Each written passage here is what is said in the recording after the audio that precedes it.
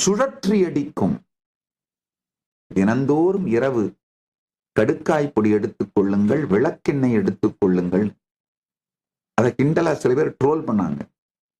நித்யானந்தர் எல்லாருக்கும் கடுக்கா பொடி கொடுக்கிறார்.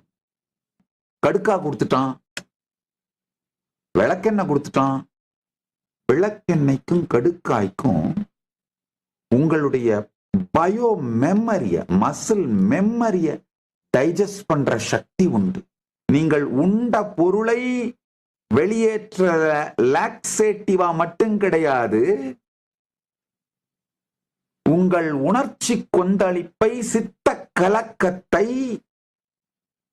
டைஜஸ்ட் பண்ற சக்தி கடுக்காய்க்கும் விளக்கெண்ணெய்க்கும் உண்டு.